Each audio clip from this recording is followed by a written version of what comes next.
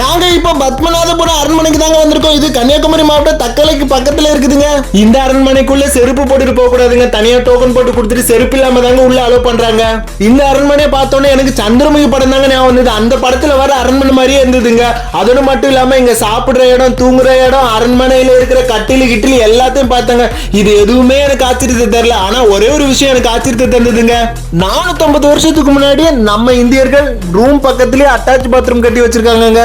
இதை பார்த்தோன்னே எனக்கு ரொம்பவே ஆச்சரியமா இருந்ததுங்க. உங்களுக்கும் கண்டிப்பா ஆச்சரியமா தான் இருந்திருக்கும்.